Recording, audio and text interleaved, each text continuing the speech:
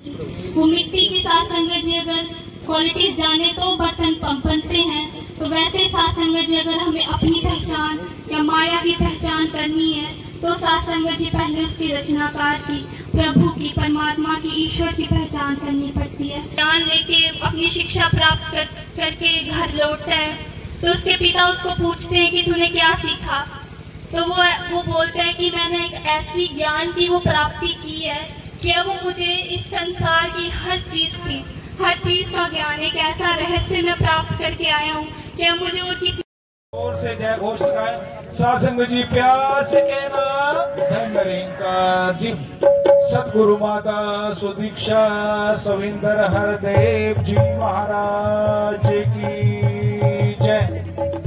सासंगत आए हुए महात्माओं का, महापुरुषों का, मांडली ब्रांच की समस्त सासंगत की ओर से, बड़ौटा निवासियों की ओर से, जिन्होंने ये सासंगत माननीय प्रदीप गुप्ता जी जो आज यहाँ आशीर्वाद देने के लिए पधारे हैं, इनका आदर सत्कार करते हुए नुशी जी का मंगलाचरण में मिलकर सभी साथ देंगे। सासंग जी प्यार से कहना धन्यवाद। गुरु प्यारे साथ संगत जी प्रेम से कहना आओ प्यारे सासंग जी प्यार से कहना धन्यवाद।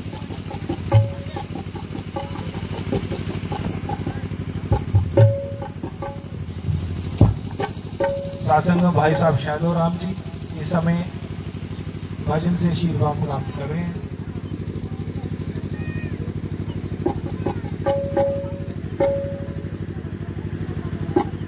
और इनके बाद बहन शीतल जी,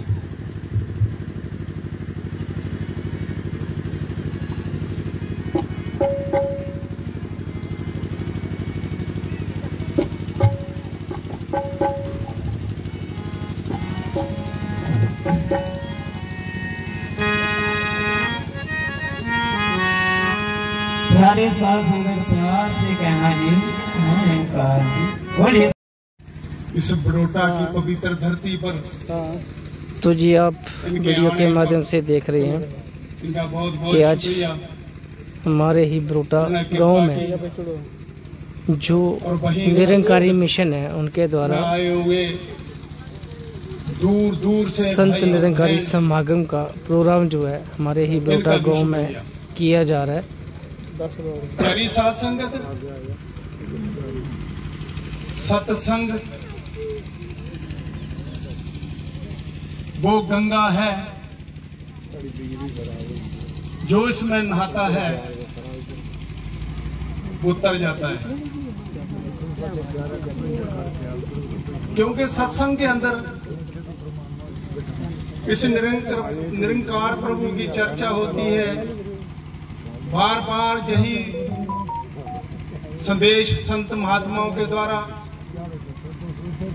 कि सत्संग क्यों जरूरी है, क्योंकि इस संसार में आप देखते हो भक्ति तो तरह तरह की हो ही रही है और ये सतयुग से सिलसिला चला आया, लेकिन समझ किसी को नहीं मिली। लेकिन बाबा अवतार सिंह की अपार कृपा से उन्हें अवतार पानी में लिख दिया कि जिधर देखता हूँ तू ही तू नजर आता है, हर शहर में जज्बा तेरा हूँ वो नजर आता है। वो क्या है जो हर जगह है, अविनाशी है, ना जमता है, ना मरता है, ना सोता है, ना जागता है, कोई निरंकार। कभी आपने गौर किया कि इस धरती और आसमान के बीच में कौन है?